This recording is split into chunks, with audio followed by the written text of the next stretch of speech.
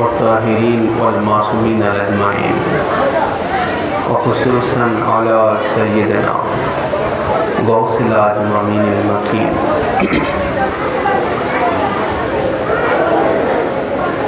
أعوذ بالله من الشيطان الرجيم بسم الله الرحمن الرحيم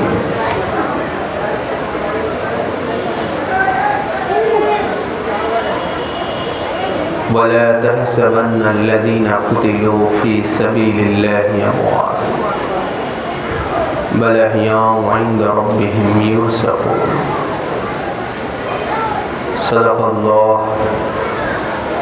صدق الله العلي العظيم وصدق رسوله النبي الحبيب الكريم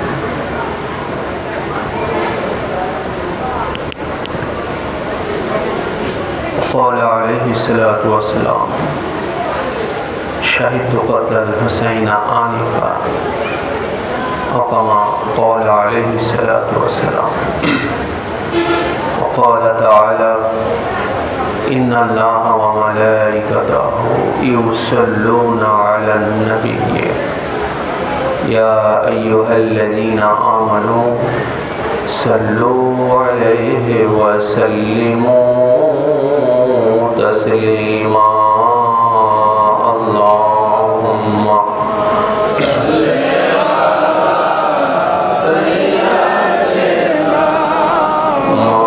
مولانا محمد وعلى آله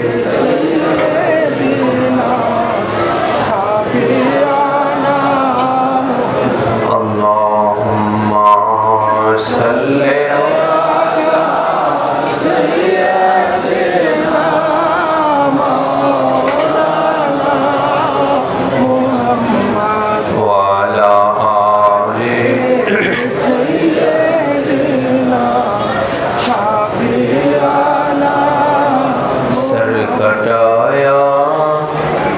शाह ने हमको बचाने के लिए हश्र में हम आसियों को बख्शवाने के लिए अल्लाहुम्मा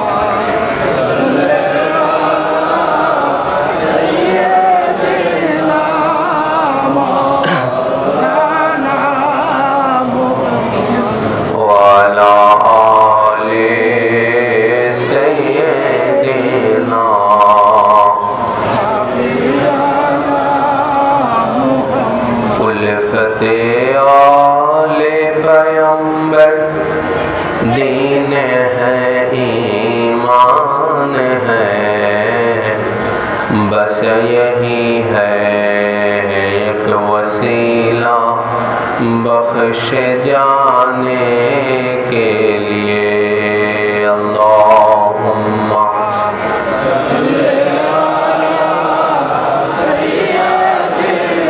फैनটা একটু ডাইনে ঘোরায় দেওয়া যায় وعلى آله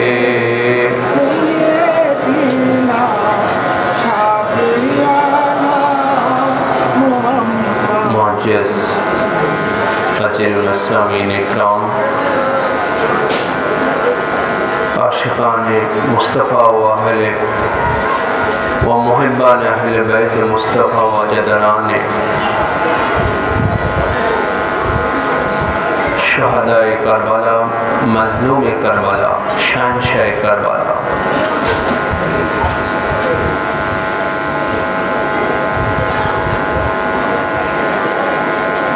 आज शुक्रवार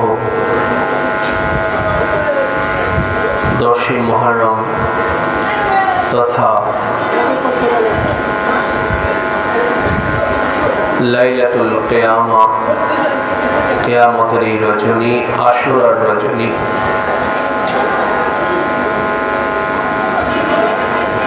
खानदाने मुस्तफा नबी परिवारेर শাহাদাত পাক পূর্ববর্তী শেষ রজনী আখিরি রজনী এই হৃদয় বিদারক এই রজনীতে আহলে বাইত পাকে আতহার শাহাদায়ে কারবালার স্মৃতিচারণায় আয়োজিত ওই পবিত্র কেন্দ্র ইমামবাড়া শরীফে মাতম পাকের এই মজলিস পাকে ইমাম আলী মাকাম সাইয়েদনা হযরত ইমাম হুসাইন আলাইহিসসালাম পাকের এবং তিনার আওলাদ পাকগণ, আত্মীয় স্বজনগণ, সঙ্গী সাথীগণের শাহাদাত পাকের স্মৃতিচারণায় আমরা এই মহিমান্বিত রজনীতে, শোকাবহ রজনীতে আমরা এই পবিত্র ইমামবাড়া শরীফে উপস্থিত হতে পেরেছি।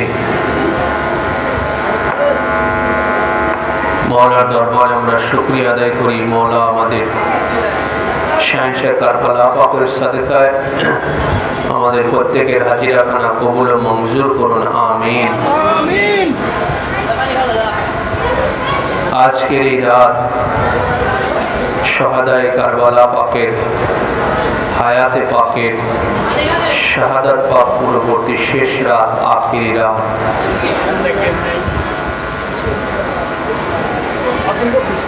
যেই রাত্রিতে কারবালার জমিনে ইমাম আলী মাকাম এবং ওনার স্বজনদের সাথে যে সাক্ষাৎগুলো হয়েছিল সেগুলো অত্যন্ত আহাজারিপূর্ণ ছিল, অত্যন্ত দুঃখ এবং ভারাক্রান্ত সাক্ষাৎ ছিল। এমনই একখানা সাক্ষাৎ ছিল ইমাম আলী মাকাম, তিনার বোন শেরে খোদার শাহজাদি খাতুনে জান্নাত পাকে আতহারের বেটি ইমাম আলী মাকামের ছোট বোন হযরত যায়নাব সালামুল্লাহি আলাইহা, তিনার তাবু পাকে প্রবেশ করেছিলেন। ইমাম আলী মাকাম যখন ওনার বোনের তাবুতে প্রবেশ করলেন, হযরত যায়নাব সালামুল্লাহি আলাইহার তাবুতে যখন প্রবেশ করলেন, হযরত যায়নাব সালামুল্লাহি আলাইহা তিনি ভাইজান ইমাম আলী মাকামের সম্মানে দাঁড়ালেন এবং আগায় গেলেন। আগায় যাওয়ার পরে তিনার হাত ধরে এনে তিনার আসনে বসালেন। ইমাম আলী মাকাম মাওলা হুসাইন আলাইহিসসালাম তিনার এই ছোট বোন ইমাম পাকের, দুইজনই ইমাম পাকের ছোট ছিলেন, হযরত যায়নাব এবং উম্মে কুলসুম। মাওলা কায়নাত পাক এবং খাতুনে জান্নাত পাকে আতহারের ঘরে এই চারজন সন্তান, দুইজন শাহজাদা পাক এবং দুইজন শাহজাদি পাক খাতুনে জান্নাত পাক হতে, যে চারজনের তিনজনই আজকে কারবালার জমিনে উপস্থিত, একজন শাহজাদা পাক আর দুইজন শাহজাদি পাক খাতুনে জান্নাত পাকের আতহারে। ইমাম পাক ওনার বোন হতে যায়নাবের হাত ধরলেন, ওনার ছোট বোন হাত ধরে হাতের বাজুতে তিনি আদর করতে থাকলেন এবং চুম্বন করলেন।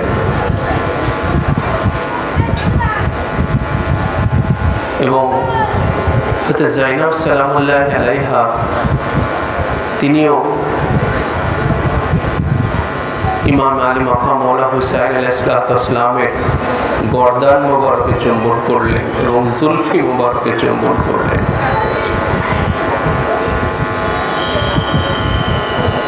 ওনাদের এই স্নেহ, মায়া, মহব্বত, আদর এবং চুম্বন এটা সাধারণ কোনো ব্যাপার ছিল না, এটার মধ্যে অনেক রাজ ছিল, রহস্য ছিল।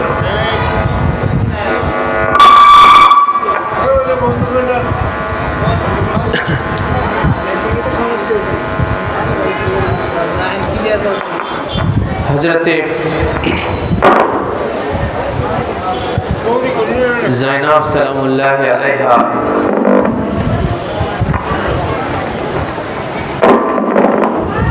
তিনি যখন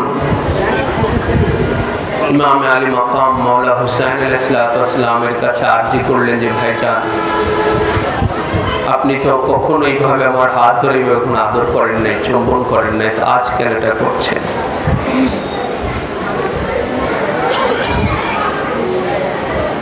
তখন ইমাম পাক বললেন, প্রথম ইমাম পাককে তিনি জানতে চাইলেন যে বোন জাইনাব, আজকে তুমি কি মনে করে আমার গর্দানে চুম্বন করলে এবং আমার জুলফিতে কি মনে করে তুমি আজকে চুম্বন করলে? এটা তো কখনো হয় নাই। এতদিনের জিন্দিগি আমাদের ইমাম পাক 56 বয়স আজ কারবালাতে, আর ইমাম পাকের ইমিডিয়েটলি ছোট ছিল হাতে যায় না, ওনার বয়স ওনার উমর মুবারক 50-এর উপরে। এরকম তো কখনো হয়নি, আজ কি মনে করে তুমি এটা করলে?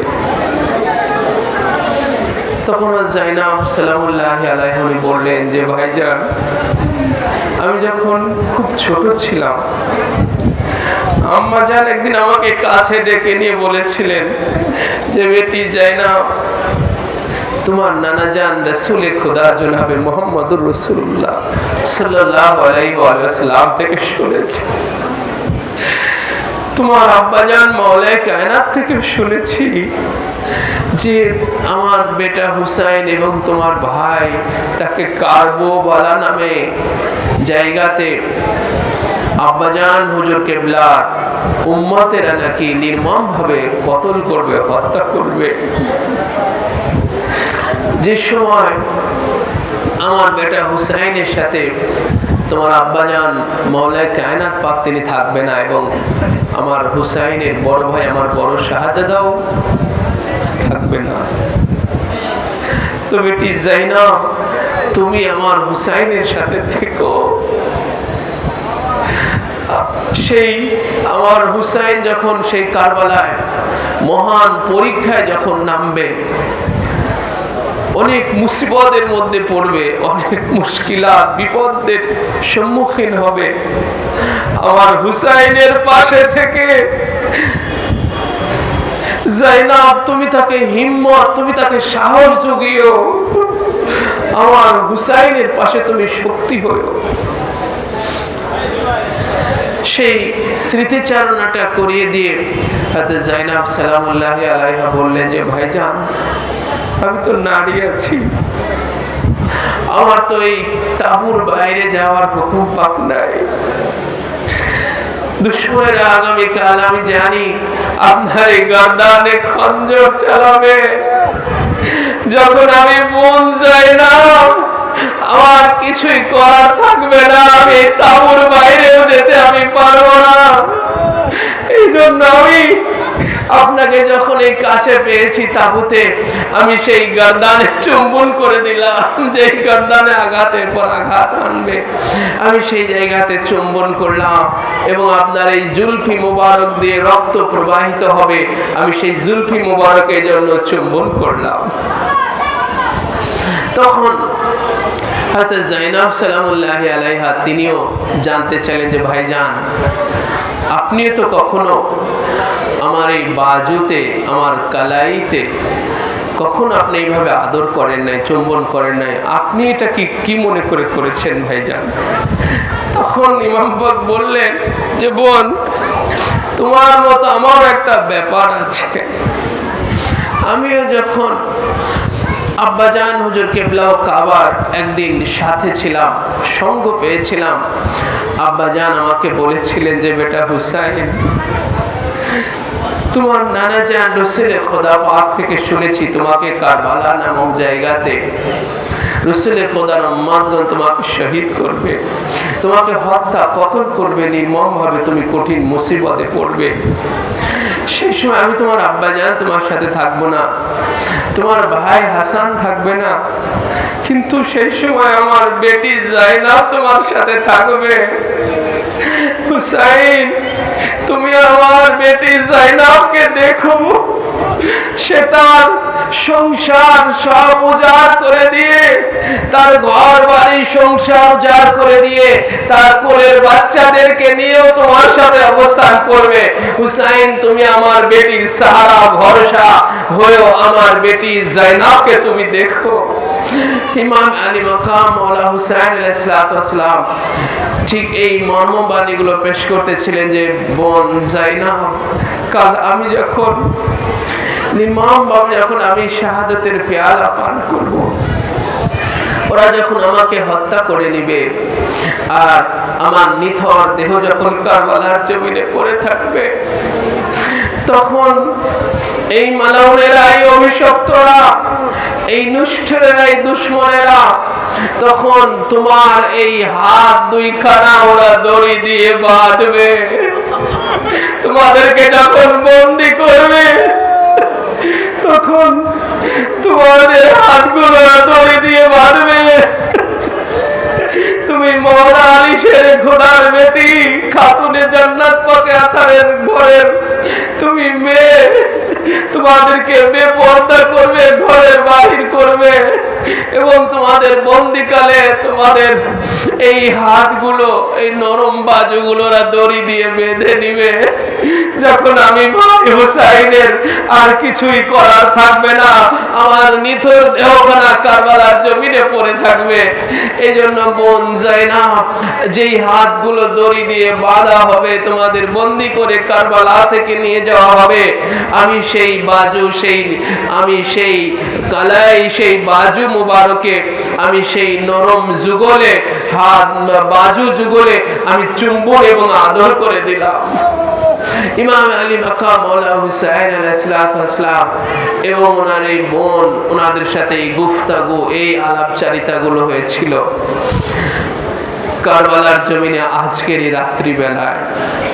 ইমাম পাক এক এক করে এইভাবে তিনার বোন, এরপর তিনার বিবি, ইনাদের সাথে এক এক করে তিনি সাক্ষাৎ করেছিলেন আলাদা আলাদা ভাবে। এগুলো হচ্ছে আখিরি সাক্ষাৎ।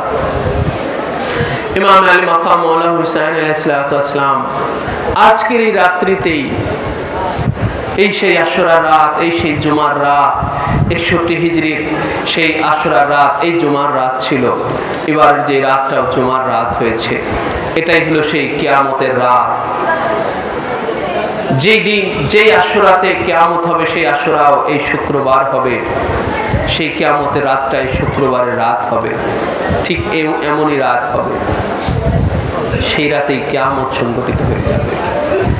ইমাম পাক ওনার সমস্ত সঙ্গী সাথীদেরকে ডাকলেন, ওনার আত্মীয় স্বজন অর্থাৎ নবী পরিবারের যারা আছে ইনাদের ব্যতীত, নবী পরিবার ব্যতীত যারা ওনার সঙ্গী সাথী যারা ছিলেন, আহলে বায়াতের বাইরে যারা ছিলেন, ইমাম পাকের সাথে যারা জান উৎসর্গ করার জন্য যারা বেচাইন হয়ে আছেন, বেকারার হয়ে আছে যে ওনারা কখন শহীদ হবেন, ইমাম পাকের কদমে নিজেদেরকে কুরবানি করে নিজেদেরকে ধন্য মনে করবেন, ওনারা সবাই উদ্গ্রীব হয়ে আছেন, সবাই প্রতীক্ষায় আছেন, অপেক্ষমান আছেন শহীদ হওয়ার জন্য। ইমাম পাক সেই সঙ্গী সাথীদেরকে নিয়ে একটা তাঁবুর মধ্যে ইমাম পাক তাদের সাথে সাক্ষাৎ দিলেন, তাদের সাথে ইমাম পাক বসলেন এবং সেখানে ইমামে আলী মাকাম মাওলা হুসাইন আলাইহিস সালাম উনি বাতিটাকে নিভিয়ে দিলেন, আঁধার করে নিলেন, যেখানে কারো মুখ, যেখানে আর দেখা যাচ্ছে না, একজন আরেকজনের মুখ দেখতে পাচ্ছে না। তখন ইমাম পাক তাদের ডেকে বলেন যে, আমার জানে সার সঙ্গী সাথীগণ, আমি কিয়ামতের ময়দানেও আমি তোমাদের জন্য আমার নানা জান রাসূল খোদা সাল্লাল্লাহু আলাইহি ওয়াসাল্লামের কাছে আমি বড় গলায় বলবো যে, ইয়া রাসূলুল্লাহ, ইয়া হাবিবাল্লাহ, দুনিয়াতে আমার মতো সঙ্গী সাথী কারবালায় কেউ আর পাই নাই। আমি হুসাইন যেরকম সঙ্গী সাথী পেয়েছি, এরকম সঙ্গী সাথী আর জীবনে কোনো কেউ কখনো পাই নাই। কারবালার ময়দানে আমি যে সঙ্গী সাথীগুলো পেয়েছিলাম, যারা নিজেদের জান উৎসর্গ করার জন্য আমার সাথে যারা লেগেছিল, ছিল, আমার থেকে পিছু হটে নাই। কিন্তু তোমরা জানো এই দুশমনেরা শুধু আমাকে চায়, তোমাদের সাথে ওদের কোনো ব্যাপার নাই। তোমরা শুধু আমার সাথে আছো বলে তোমরা এখানে বন্দী আছো। আমার সাথে ওদের যত মুআমেলা, যত ব্যাপার বিষয়াদি সব আমার সাথে, তোমাদের সাথে না। আমি তোমাদের সবাইকে ছেড়ে দিচ্ছি এই কারবালার জমিন থেকে। তোমরা যার যার জান নিয়ে তোমরা চলে যাও। এবং আমি তোমাদের ওয়াদা দিতেছি, তোমরা কখনো এটা মনে করো না যে আজকে কারবালাতে আমাকে ফেলে যাওয়ার কারণে তোমরা কাল কিয়ামতের ময়দানে আমার নানা জানের শাফায়াত যে তোমরা পাবে না, তোমরা এটা মনে করো না। তোমরা নৈরাশ হইও না। আমি হুসাইন তোমাদের শাফায়াতের বন্দোবস্ত করার ওয়াদা দিতেছি। তোমরা এরপরে আমি তোমাদেরকে ছেড়ে দিতেছি। তোমরা পরীক্ষায় উত্তীর্ণ হয়ে গেছো, আমার সঙ্গ দেওয়ার পরীক্ষায় তোমরা উত্তীর্ণ হয়ে গেছো। তোমরা আমি আমার জায়গা থেকে তোমাদের ছেড়ে দিচ্ছি। তোমরা তোমাদের জানের নিরাপত্তা নিয়ে কারবালা ছেড়ে তোমরা চলে যাও। ইমাম আলী মাকাম মাওলানা হুসাইন আলাইহিস সালাতু ওয়াস সালাম বাতি বন্ধ করে দিয়েছিলেন, যেন কেউ যদি যেতে চায় তাহলে তাকে যেন দেখা না যায় যে কে চলে গেল। আলোতে থাকলে চক্ষু লজ্জায় হয়তো কেউ যেতে না পারে যে আমি চলে যাব, সবাই আমাকে দেখবে। ইমাম পাক এই জন্য বাতি বন্ধ করে দিয়েছিলেন, অন্ধকার করে নিয়েছিলেন, যেখান থেকে কেউ যদি উঠে চলে যায় তাকে যেন দেখা না যায় যে কে চলে যাচ্ছে। কিন্তু ইমাম আলী মাকাম মাওলানা হুসাইন আলাইহিস সালাতু ওয়াস সালামের সেই জানেসার জীবন উৎসর্গকারী সেই সঙ্গী সাথীগণ, যিনারা কারবালার জমিনে ইমাম পাকের সাথে আজ 3 দিন 3 রাত চলতেছে, আজ 3 দিন হতে যাইতেছে, 3 রাত এবং 3 দিন হতে যাইতেছে। ইমাম পাকের সেই সঙ্গী সাথীগণ ইমামে আলী মাকামের সাথে ভোকা এবং পেয়াসা আছেন, ক্ষুধার্ত আছেন এবং তৃষ্ণার্ত আছেন, এবং 22,000-এর মাঝে ওনারা বন্দী আছেন। কিন্তু তারপর ইমাম পাককে ছেড়ে যাচ্ছেন না। সবাই ইমামে আলী মাকাম মাওলানা হুসাইন আলাইহিস সালাতু ওয়াস সালামের এই প্রস্তাব সবাই যখন শুনতে পারলেন, তখন সবাই কান্নায় ভেঙে পড়লেন যে হে মাওলা, আপনি কি করে ভাবেন যে আমরা আপনাকে ছেড়ে আমরা যেতে পারি? আমরা সেই সূর্যের আলো দেখতে চাই না। আমরা এমন আমাদের জীবনে একটা দিনও আমরা চাই না যেই দিন যেই সূর্যের আলোতে আপনি থাকবেন না। হে মাওলা আকা, যেই সূর্যের আলোতে যেই দিবসে আপনি থাকবেন না হুসাইন, আমরা এমন সূর্যের আলো যেন আমাদের নসিবে, আমাদের জীবনে যেন নসিবে না হয়। আমরা সবাই যেন আপনার আগে যেন আমরা আমাদের জীবনকে আপনার জন্য কুরবানি করে দিতে পারি।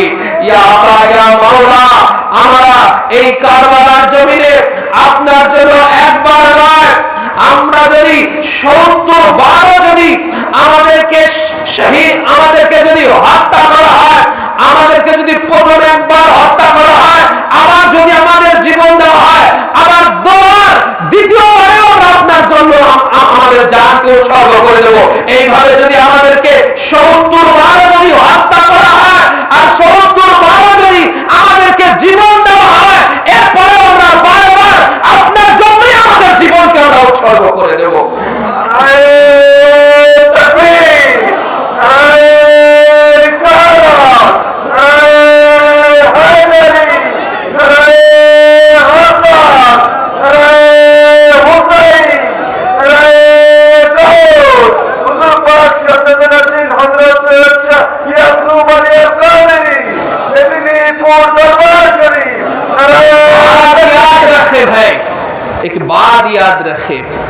একটা কথা খেয়াল রাখবেন, কারবালা থেকে, কারবালায় এক শ্রেণীর টুপিওয়ালা নামাজিরা ইমামে হুসাইন আলাইহিস সালামকে উনাকে হত্যা করে ওরা তৃপ্তি লাভ করেছিল। ঠিক কিনা বলেন?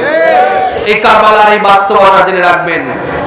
এক নামাজিরা, এক রোজাদারেরা, এক টুপি জুব্বা পরনেওয়ালা ইমাম পাককে হত্যা করে ওরা তৃপ্তি লাভ করেছিল। আর আরেক নামাজিরা, আরেক রোজাদারেরা, আরেক টুপি পরনেওয়ালা ইমাম পাকের জন্য নিজেদের জান কুরবান করে তারা তৃপ্তি লাভ করেছিল। ঠিক কিনা বলেন? এই দুটোই সেদিন কারবালায় হয়েছিল, জেনে রাখবেন। দুই শ্রেণীর নামাজি ছিল, দুই শ্রেণীর টুপি আর পাগড়ি পরে নেওয়ালা ছিল সেদিন কারবালাতে। এক শ্রেণীর নামাজিরা তারা ইমাম পাককে হত্যা করে ওরা তৃপ্তি লাভ করলো, আর এক শ্রেণীর নামাজিরা ইমাম পাকের জন্য হত্যা হয়ে ইমাম পাকের জন্য নিজেরা হত্যা হয়ে গেলেন, ইমাম পাকের জন্য নিজেরা শহীদ হয়ে গেলেন। এরপরে ওনারা তৃপ্তি লাভ করলেন, ঠিক কি না বলেন? এরপরে নিজেদেরকে ওনারা তৃপ্তি লাভ করলেন, সৌভাগ্য মনে করলেন। আর আরেক শ্রেণীর নামাজিরা ইমাম পাককে হত্যা করে ওরা দম নিল, ওরা তৃপ্তি লাভ করলো সেই দিন, ঠিক কি না বলেন? তো আরো এই দুই শ্রেণীর নামাজি, এই দুই শ্রেণীর টুপি পরনেওয়ালা, এই দুই শ্রেণীর পাগড়ি পরনেওয়ালা, এই দুই শ্রেণীর দাড়ি রাখনেওয়ালা আজও আছে কিনা বলেন? আরো এক শ্রেণীর নামাজিরা ইমামে আলী মাকাম মওলা হুসাইন আলাইহিস সালামের মাতম গুজারিতে, ইমাম পাকের শাহাদাতের অনুভূতিতে নিজেদেরকে কুরবান করতেছে, নিজেদেরকে নিবেদন করতেছে। আর এক শ্রেণীর নামাজিরা, আর এক শ্রেণীর ওই টুপি আর জুব্বা পাগড়ি পরনেওয়ালা ইমাম পাকের মাতম গুজারির এগুলোর বিরুদ্ধাচরণ করে যাইতেছে, ঠিক কিনা বলেন? এগুলোর বিরুদ্ধে, এগুলোর খেলাফে এখনো চলতেছে ভাই। এই দুই শ্রেণীর আজও আছে কিনা বলেন? এই দুই শ্রেণীর আজও আছে, কিয়ামত পর্যন্ত এই দুই শ্রেণী থাকবে, জেনে রাখবেন। কিয়ামত পর্যন্ত এই দুই শ্রেণীর থাকবে। যারা এক শ্রেণী তাদের নামাজের ভিতরে ইমামে আলী মাকাম মওলা হুসাইন আলাইহিস সালামকে নামাজের মধ্যেও স্মরণ করবে, নামাজের মধ্যেও মুহাব্বতের দুরূদ পড়বে, নামাজের বাইরেও সে ইমাম পাকের উপরে মুহাব্বত পোষণ করবে, ঠিক কিনা বলেন? আর এক শ্রেণীর নামাজিরা ওরা নামাজের মধ্যে ইমাম পাকের উপরে দুরূদ পড়বে, ইমাম পাকের উপর দুরূদ পড়বে, নামাজ আল্লাহুম্মা সাল্লি আলা মুহাম্মাদ ওয়া আলা আলি মুহাম্মাদ বলবে, আর নামাজের বাইরে সেই ইমামে হুসাইন আলাইহিস সালামের বিরুদ্ধে কথা বলবে, ঠিক কি না বলেন? ইমামে আলী মাকাম মওলা হুসাইন আলাইহিস সালামের কর্মসূচি, ওনার শাহাদাত পাকের যে কর্মসূচিগুলো আদায় করা হয়ে থাকে এগুলোর খেলাফে, এগুলোর বিরুদ্ধে কথা বলবে, ঠিক কি না বলেন?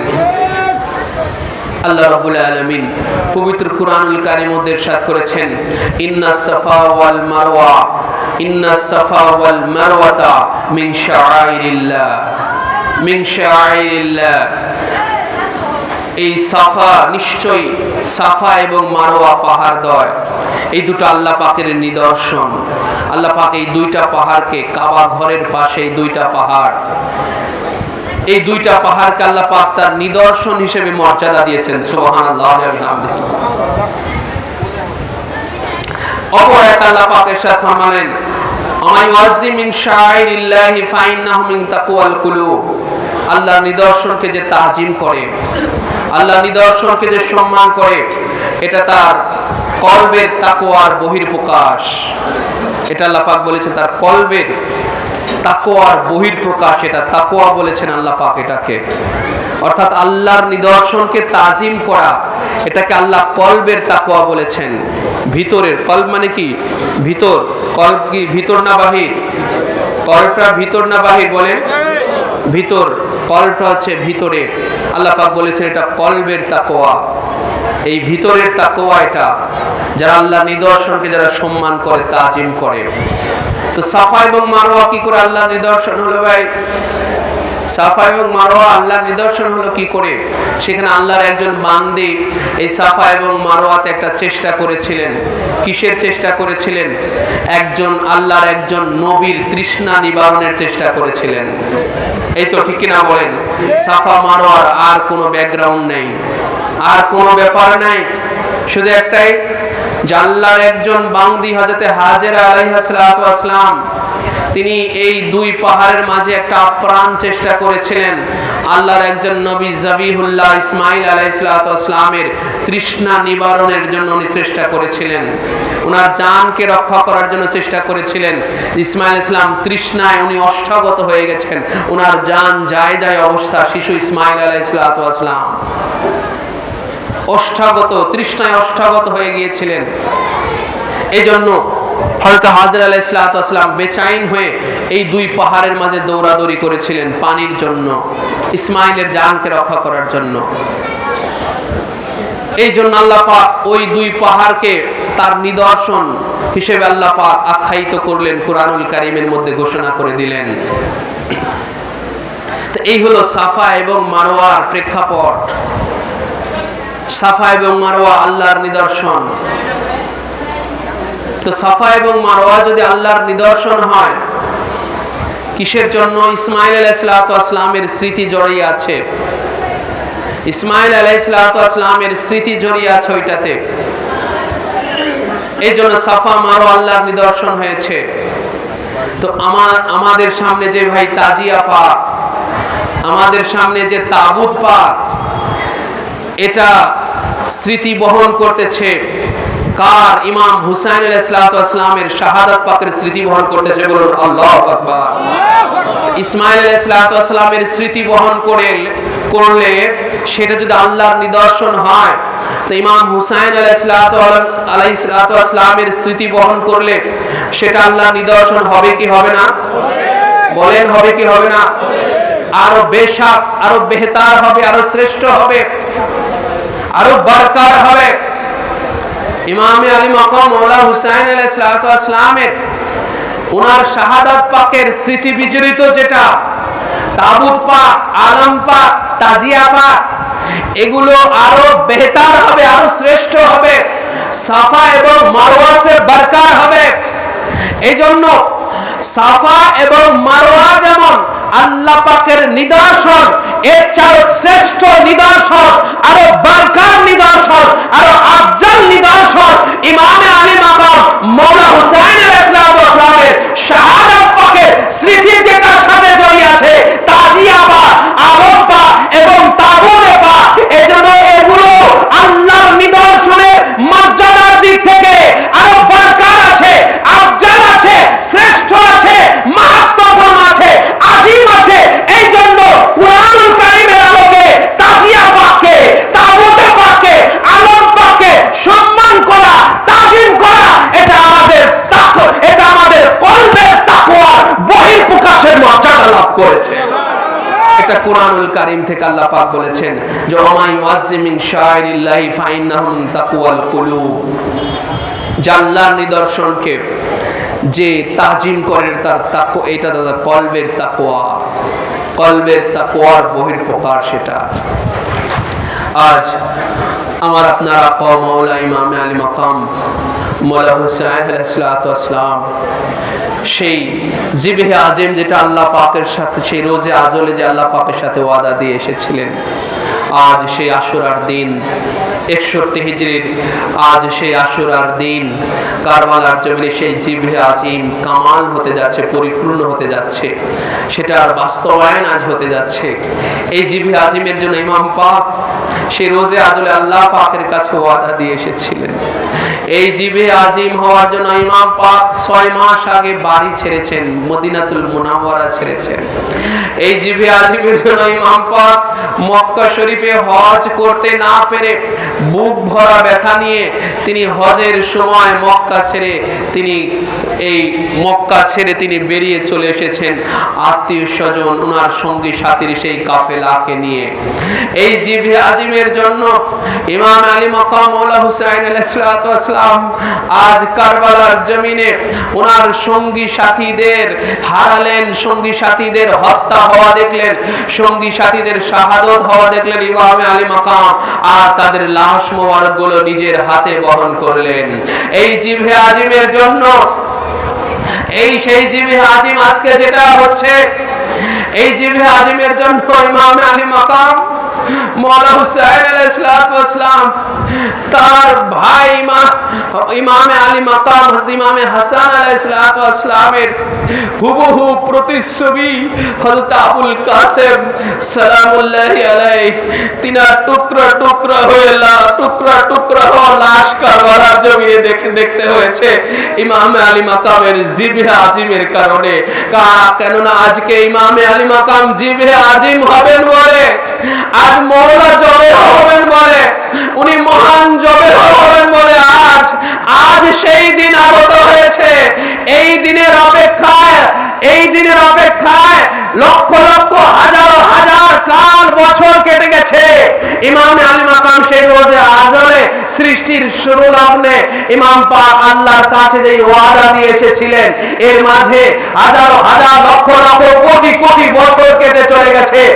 আজ সেই 61 হিজরির সেই আশুরার দিনে আজকে সেই জিবে আজিম সেটার বাস্তবতার মর্যাদা পাইতে যাইতেছে, সেটা পরিপূর্ণ হতে যাইতেছে। আর সেটা পরিপূর্ণ হতে যাইতে গিয়ে ইমাম আলী মাকাম মওলা হুসাইন আলাইহিস সালাম তিনি জিনার ভাই হারানোর সন্তান, যেই পিতৃহারা সন্তান আজকে হযরতে আবুল কাসেম সালামুল্লাহি আলাইহি আজকে জিবে আজিমের কারণে আবুল কাসেম আলাইহিস সালাম কারবালার জমিনে উনি টুকরা টুকরা হয়ে গেলেন। এবং ইমাম আলী মাকামকে ওনার সেই ভাতিজার, সেই পিতৃহারা ভাতিজার সেই টুকরা টুকরা হয়ে যাওয়া লাশ আজ ইমাম আলী মাকামকে কারবালায় দেখতে হয়েছে। সেই টুকরা টুকরা হয়ে যাওয়া লাশ ইমাম পাক কুড়ে কুড়ে তিনি এক জায়গা করে তাবুর কাছে নিয়ে এসেছিলেন। যখন হযরত আলী আবুল কাসেম আলাইহিস সালামের লাশ মোবারক যখন তাবুর কাছে আনা হয়েছিল, তখন ওনার লাশ মোবারক আস্থা ছিল না, টুকরা টুকরা অবস্থায় ইমাম পাক কুড়ে কুড়ে নিয়ে এসেছিলেন। আজ সেই জিবে আজিমের কারণে ইমাম আলী মাকাম মওলা হুসাইন আলাইহিস সালামের নবীন জওয়ান বেটা, যিনি শাদী মোবারক করেন নাই, সাইয়েদনা হযরত আলী আকবর আলাইহিস সালামকে আজ ওই সেই ওনার নবীন জওয়ান বেটার লাশ আজকে ওনার কোলের উপরে, ওনার বাহুর উপরে বহন করতে হয়েছিল। যখন ইমাম আলী মাকাম মওলা হুসাইন আলাইহিস সালাম পৃথিবীতে সবচেয়ে ভারী বস্তু পিতার কাছে সন্তানের লাশ, সেই ভারী বস্তু, সেই লাশ নবীন জওয়ান বেটা যিনি শাবিহে রাসূল ছিলেন, আল্লাহু আকবার কাবীরা, মাওলাই কায়নাত পাক শেরে খোদা মাওলার মুশকিল কুশা তিনি বর্ণনা করেছেন যে আমার বড় শাহজাদা ইমামে হাসান আলাইহিস সালাম তিনার মাথা থেকে বক্ষ দেশ পর্যন্ত হুবহু রাসূলুল্লাহর মতো দেখতে। আমার ছোট বেটা ইমামে হুসাইন আলাইহিস সালাম তিনার বক্ষ দেশ থেকে কদম মুবারক পর্যন্ত রাসূলুল্লাহ হুবহু রাসূলুল্লাহর মতো দেখতে। দুটো বেটাকে একসাথে দেখলে খোদ রাসূলকে খোদাকে দেখা হয়ে যায়, দুইজনকে দেখলে স্বয়ং রাসূলুল্লাহকে দেখা হয়ে যায়।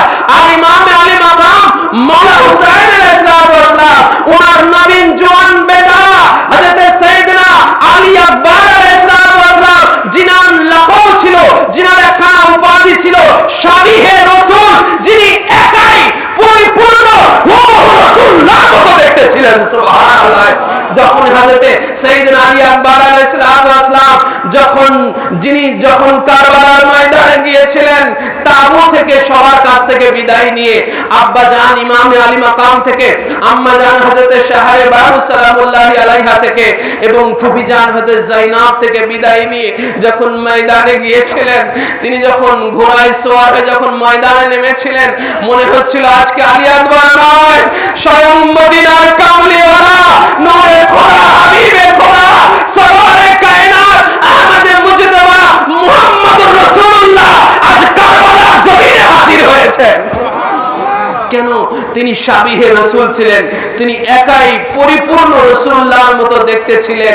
সেই সাইয়েদনা আলী আকবর আলাইহিস সালাম তিনাকে এই জিবে আজিমের জন্য কারবালার জমিনে বর্ষার আঘাতে ওনাকে শাহাদাতের পেয়ালা পান করতে হয়েছিল।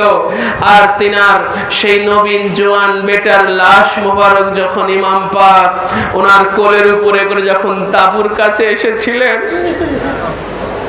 তখন হযরত সাকিনা সালামুল্লাহি আলাইহা বলেছিলেন যে আম্মা জান, ফুফি জান, আপনারা দেখেন যে আমার আব্বা জান মওলা হুসাইন তার বেটা আমার ভাই আলী আকবরের লাশকে কোলের উপরে করে ওনার শাহাদাত গাহ থেকে এই তাবুর কাছে এইটুকু আসতে আসতে আমার আব্বা জান যেন বুড়ো হয়ে গিয়েছে। ইমাম আলী মাকাম মওলা হুসাইন আলাইহিস আসসালাম কারবালার জমিনে উনি ওনার নবীন জওয়ান বেটার লাশ মুবারক বহন করতে গিয়ে যেন ওনার কোমর ভেঙে গিয়েছে। এই জন্য হযরত যায়েনব সালামুল্লাহি আলাইহা ওনাকে বিদায় দেওয়ার কালে বলেছিলেন যে বেটা আলী আকবর, তুমি যে শহীদ হবে, তোমার আব্বাজান যখন তোমার লাশ মুবারক বহন করবে তখন তো তোমার আব্বাজানের কোমর ভেঙে যাবে। কি করে পিতা হয়ে এই নবীন জওয়ান বেটার লাশ বহন করবে?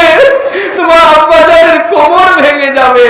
তুমি যেন শহীদ, তোমাকে যেন শহীদ হতে না হয়, এজন্য আমার কোলের দুই বেটাকে আমি শহীদ করে দিয়েছি।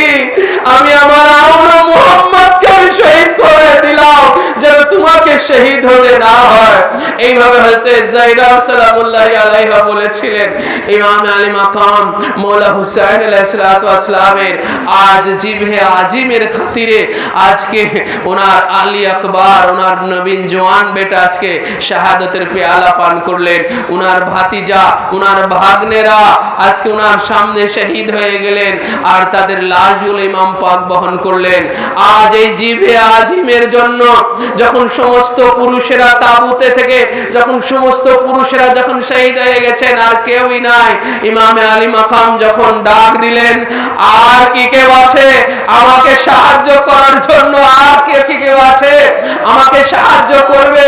তখন সেই তাবুর মধ্যে ইমাম পাকের এই ডাক হযরত ইমাম জয়নুল আবেদিন আলাইহিস সালামের কান পর্যন্ত পৌঁছায় নাই। ওটা কুদরত ইলাহি ছিল, আল্লাহ পাকের কুদরত ছিল। কেননা সেই দিন ইমামে আলী মাকামের এই ডাক যদি সাইয়েদনা ইমাম জয়নুল আবেদিন আলাইহিস সালামের কানে যেত তাহলে ওনাকেও শহীদ হতে হতো ইমাম পাকের সাহায্য সহযোগিতা। আল্লাহ পাকের কুদরতে আল্লাহ পাক ওনাকে এমন বিমারি দিয়েছিলেন, এমন আল্লাহ পাক ওনাকে এমন অসুস্থতা দিয়েছিলেন যে উনি অজ্ঞান হয়ে তাবুর মধ্যে পড়েছিলেন। ইমাম পাকের ডাক উনি শুনতে পারেন নাই। সেই ইমাম পাকের ডাক শুনেছিলেন দুগ্ধ পোষ্য সাইয়েদনা আলী আজগর। যখন ইমাম পাকের এই ডাক শুনেছেন যার কি কে আছে আমাকে সাহায্য করার জন্য, আলী আজগর সেদিন দোলনার উপরে আর থাকতে পারেন নাই। দোলনা থেকে লাফিয়ে তিনি জমিনের উপরে পড়ে গিয়েছেন। তখনই মা শাহরে বানু আলী আজগর আলাইহিস সালামকে কোলের উপরে করে তখন ইমামে আলী মাকামের কাছে সায়েলা হয়েছিলেন, ভিখারিনী হয়েছিলেন যে আজ আপনি বাদশা আছেন, আমি জানি আপনি একজন বাদশা, আপনি এক মহান বাদশা, আপনি সম্রাট, আপনার কাছে সবাই চায়, আপনি কারো কাছে কিছু চান না, আমি জানি আপনি বাদশা। আপনার কাছে আজ এক ভিখারিনী ভিক্ষা চাইতে এসেছে, এক মা আপনার কাছে এক ভিক্ষা চাইতে এসেছে। সেটা হলো আমি শাহরে বানু, আমি মা, আমার বেটা আলী আজগরের জন্য আজকে আপনার কাছে আমি একটা ভিক্ষা চাইতেছি। আমার আলী আজগরকে নিয়ে আপনি একটু ফুরাতের তীরে যান। ওরা আমার বেটা আলী আজগরকে দেখে, নান্না বাচ্চা শিশু বাচ্চাকে দেখে ওদের একটু মায়া দয়া হতে পারে। আপনি আমার আলী আজগরের জন্য একটু পানি চাইবেন। ইমাম পাক বললেন, শাহরে বানু, আজ কঠিন পরীক্ষায় তুমি আমাকে ফেললে। আমি হুসাইন জীবনে কখনো কারো কাছে কিছু চাই নাই, সারা দুনিয়া আমার ভিখারি আমার কাছে চায়। আজ আমি হুসাইনকে বড় এক কঠিন পরীক্ষায় ফেলে দিলে।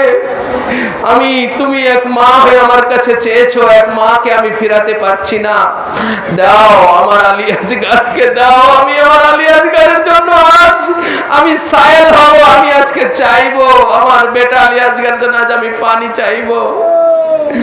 আর হযরতে সাইয়েদনা আলী আজগর আলাইহিস সালাম যখন আব্বা জানের সাথে যখন ফুরাতের তীরে যাইতেছেন তখন মা শাহরে বানু সালামুল্লাহি আলাইহা আলী আজগর আলাইহিস সালামকে ওসিয়ত করলেন, বেটা আলী আজগর, এই ফুরাতের তীরে শত শত দুশমন তারা ফুরাত নদীর পানি ঘিরে আছে, তোমার জান থাকতে যেন তোমার আব্বা জানকে ওরা আঘাত করতে না পারে। এই ওসিয়ত ছিল আলী আসগর আলাইহিস সালামের উপরে।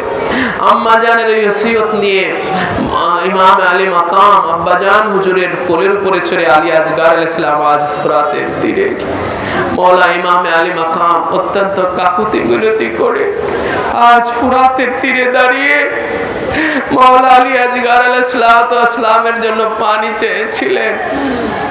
একজন পিতা তার দুগ্ধপোষ্য শিশু আলী আসগরের জন্য একটা নদীর পাড়ে দাঁড়িয়ে পানি চান, আর এই নিষ্ঠুরেরা পাথরের মতো দাঁড়িয়ে থেকে মওলা আলী আসগর আলাইহিস সালামের জন্য এক কাতরা পানি ওরা দেয় নাই। ইমাম পাক ওদের এই নিষ্ঠুরতার এই দৃশ্য দেখে ইমামে আলী মাকাম মওলা হুসাইন আলাইহিস সালাম তিনি যখন বুঝতে পারলেন যে ওরা আমার আলী আসগরকে পানি দিবে না, ইমাম পাক তখন মওলা আলী আসগর আলাইহিস সালামকে নিয়ে দুঃখ ভারাক্রান্ত হৃদয়ে পানি পান করানোর অক্ষমতা একজন পিতা হয়ে তার দুগ্ধপোষ্য শিশু আলী আসগরকে একটা নদীর তীরে নিয়ে পানি পান করাতে পারলেন না। এটা যে একজন পিতার কাছে কতটা কষ্টের ব্যাপার সেটা ইমাম হুসাইন সেদিন কারবালায় সেটা উপলব্ধি করেছিলেন যে মওলা হুসাইন তিনিও তো পিতা ছিলেন। ভাই আপনিও তো পিতা, আমার আপনারও যদি বেলা এরকম হতো যে আমার আপনার দুগ্ধপোষ্য বাচ্চাকে একটা নদীর পাড়ে গিয়ে পানি পান করাতে পারলাম না, পানি পান করানো ব্যতীত আবার যদি ফিরে আসতাম আমার আপনার কেমন কষ্ট লাগতো। সেই দিন ইমাম আলী মাকাম সেই কষ্টটা পেয়েছে, সেই বুক ভরা কষ্ট নিয়ে ইমাম পাক ফিরে আসতেছেন। আর সেই সময় সীমার লানাতুল্লাহি আলাইহি হুরমালাকে আদেশ করলো যে হুরমালা হুসাইনকে আর ফিরতে দেওয়া যাবে না, এখনই হুসাইনের দিকে তীর নিক্ষেপ করো। তখন হুরমালা এই আদেশ পেয়ে ইমাম আলী মাকামের দিকে যখন তীর ছুটতে লাগলেন, তখন যখন আলী আসগর আলাইহিস সালামের দিকে তীরের এম চলে আসছিল তখন হুরমালার হাত কেঁপে উঠতেছিল। তখন সীমার জিজ্ঞাসা করতেছিল, হে হুরমালা তুমি তো অনেক বিখ্যাত তীরন্দাজ, আজকে তোমার কেন এই হাত কাঁপতেছে? তখন হুরমালা বলল যে হে সীমার তুমি কি দেখো না আমি যখন হুসাইনের দিকে তীরের এম করি, যখন তার কোলের উপরে তার নান্না বাচ্চা তার শিশু বাচ্চা আলী আসগর যখন আমার তীরের এমে চলে আসে, তীরের মাথায় যখন তার বাচ্চাটা চলে আসে তখন আমি দেখতে পাই যে তার কোলের উপরে তার বাচ্চা না, তার কোলের উপরে জীবন্ত একখানা কোরআনকে আমি দেখতে পাই, যেন আমার তীর কোরআনের উপরে গিয়ে লাগতেছে। তখন এই জন্য আমার হাত কেঁপে ওঠে। তখন সীমা সেই পাষণ্ড মালাউন সে বলল এরপরেও তুমি তোমার তীর নিক্ষেপ করে দাও। সে বিখ্যাত তীরন্দাজ ছিল হুরমালা। সেই হুরমালা যখন তীর ছুঁড়ে দিল, তীর ছুঁড়া মাত্র মুহূর্ত সেকেন্ডের মধ্যে হযরত আলী আসগর আলাইহিস সালাম তিনি লক্ষ্য করলেন যে তীরটা এসে ইমাম পাকের বাহুতে এসে লাগবে। আর ওনার আম্মা জানের সেই ওসিয়তটা মনে পড়ে গেল যে আম্মা জান তো আমাকে ওসিয়ত করেছিলেন যে দুশমনদের কোনো আঘাত যেন তোমার আব্বা জানের না লাগে তোমার জান থাকা পর্যন্ত। আলী আসগর আলাইহিস সালাম সেকেন্ডের মধ্যে, ন্যানো সেকেন্ডের মধ্যে উনি কোলের উপরে রাফিয়ে উঠে ওনার গর্দানটাকে ইমাম পাকের যেই বাহুতে লাগবে সেই বাহুর উপর ওনার গর্দানটাকে রাখলেন। এক সেকেন্ডের কম সময়ও হযরত আলী আসগর আলাইহিস সালাম তীরটাকে লক্ষ্য করেছেন সেই শত্রু শিশু আলী আসগর আলাইহিস সালাম। তিনার কি দৃষ্টি, তিনার কি নজর কারবালার জমিনে, খানদানে মুস্তাফা তিনারা যদি শিশু হন তারপরেও কুল কায়নাত ওনাদের চোখের সামনে ধরা থাকে, চোখের সামনে উদ্ভাসিত থাকে, কুল কায়নাত ওনাদের সামনে থাকে। যেমন শাহেনশাহ বাগদাদ পাক ইরশাদ করেছেন যে নাযারাতুলা বিলাদিল্লাহি জামান কা খারদালাতিন আলা হুকমে ইত্তিসালি, আল্লাহ तमाम জগৎ সমূহ আমি গৌসে পাকের কাছে একটা সরিষা দানার মতো মনে হয়। সেই দিন আলী আসগর আলাইহিস সালাম সেটা প্রমাণ করে দিয়েছিলেন। সেই তীরটাকে লক্ষ্য করলেন আর উনি লাফিয়ে সেই গর্দানের উপরে যখন ওনার সেই বাহুর উপরে ইমাম পাকের বাহুর উপরে গর্দানটা রাখলেন, সেই বিষাক্ত তীর এসে সেইদিন আলী আসগর আলাইহিস সালামের গর্দান ভেদ করে ইমাম পাকের বাহুতে ঢুকে গেল। ইমাম পাক তখনই সেই তীরটাকে যখন টেনে বের করলেন, ইমাম হযরত আলী আসগর আলাইহিসসালামের গর্দান মোবারক থেকে রক্ত ছিটকে ছিটকে পড়ার মতো বের হতে লাগলো। ইমাম পাক বললেন, বেটা আলী আসগর, আমি তোমাকে পানি পান করাতে পারলাম না, শাহাদাতের পেয়ালা পান করায় নিয়ে যাইতেছি। সাইয়েদনা আলী আসগর আলাইহিসসালাম বললেন, আব্বাজান, আপনি আমাকে মাফ করবেন, আমি আপনাকে শত্রুর আঘাত থেকে রক্ষা করতে পারলাম না। আমার গর্দানটা এত চিকন, এত সরু যে আমার গর্দানটা আপনার বাহুতে রাখলাম, কিন্তু আমার গর্দান ভেদ করে আপনার বাহুতে তীরটা ঢুকে গেল। আমি আমার আম্মা জানের ওসিয়ত রক্ষা করতে পারলাম না, আপনি আমাকে মাফ করবেন। এই পিতা এবং পুত্রের এই সেই আলাপচারিতা, এর ভিতরেই সাইয়েদনা হযরতে আলী আসগর আলাইহিসসালাম ইমাম পাকের কোলের উপরে শাহাদাতের পেয়ালা পান করে নিলেন। ইন্না লিল্লাহি ওয়া ইন্না ইলাইহি রাজিউন। শান্ত হয়ে যাওয়া আলী আসগর আলাইহিসসালামকে তাবুতে নিয়ে আসলেন ইমামে আলী মাকাম মাওলা হুসাইন। সবাই ভাবলেন আলী আসগরকে হয়তো পানি পান করানো হয়েছে, আলী আসগর শান্ত হয়ে গেছে। কিন্তু যখন আলী আসগরকে তাবুতে দেয়া তখন দেখা গেল যে আলী আসগর আলাইহিসসালাম পানি নয়, শাহাদাতের পেয়ালা পান করে আসছে, রক্তে রঞ্জিত হয়ে আসছে। আলী আসগর আলাইহিসসালামের এই শাহাদাত মোবারকে তাবুর মধ্যে কান্নার রোল পড়ে গেল। সবচেয়ে বেশি কান্না জর্জরিত হয়ে গেলেন তাবুর মধ্যকার সবাই, সমস্ত নারীরা, আলী আসগর আলাইহিসসালামের ফুপি আম্মা জান, সবাই, হযরত সাকিনা সালামুল্লাহি আলাইহি। ইমামে আলী মাকামে এই দৃশ্য দেখে তিনি দ্রুত মাওলা হযরত আলী আসগর আলাইহিসসালামকে তাবুর পাশে ওনাকে দাফন করে দিলেন। কিন্তু তারপরে দুশমনেরা ইমামে আলী মাকামকে শহীদ করে দেওয়ার পরে এই দুশমনেরা সেরা তরবারির মাথা দিয়ে সেই জমিনে খুঁড়িয়ে খুঁড়িয়ে ইমামে আলী আসগর আলাইহিসসালামের দেহ মুবারক, ওনার রওজা মুবারক থেকে ওরা তুলে ফেলেছিল। শিশু আলী আসগর আলাইহিসসালাম যাকে দাফন করা হয়েছে, তার লাশটাকে আবার তুলে তার দেহ থেকে, এতটুকু 6 মাসের শিশু বাচ্চার দেহ থেকে ওরা মাথাটাকে আলাদা করে ফেলেছিল। সেই ছোট্ট আলী আসগর আলাইহিসসালামের মাথাখানাকে বর্ষার মাথায় গেঁথে দেওয়া হয়েছিল। আখেরি শহীদ হয়েছিলেন কারবালার ময়দানে ইমামে আলী মাকাম মাওলা হুসাইন আলাইহিসসালাম। যখন আর কেউই সেই তাবুতে ছিল না, একমাত্র হযরত ইমামে জয়নুল আবিদিন আলাইহিসসালাম তিনি অজ্ঞান হয়ে পড়ে আছেন। হযরতে ইমামে আলী মাকাম মাওলা হুসাইন তিনি তাবু থেকে যখন বিদায় নিয়ে যাচ্ছিলেন, সেটা একটা কি করুণ দৃশ্য ছিল। হযরত জাইনাব সালামুল্লাহি আলাইহা বারবার বলতেছিলেন যে ভাইজান, আমার চাদরের রক্ষাকারী আর থাকলো না। ইমাম পাক যখন শহীদ হয়ে যাবে, তখন এই দুশমন, এই নিষ্ঠুরেরা তাবুতে এসে হামলা করবে, নারীদের মাথার চাদরগুলোকে ওরা কেড়ে নিবে। জাইনাব সালামুল্লাহি আলাইহা বলেছিলেন যে ভাইজান, আপনি চলে যাচ্ছেন, কিন্তু আমার নারীদের চাদরের হেফাজতকারী আর থাকলো না।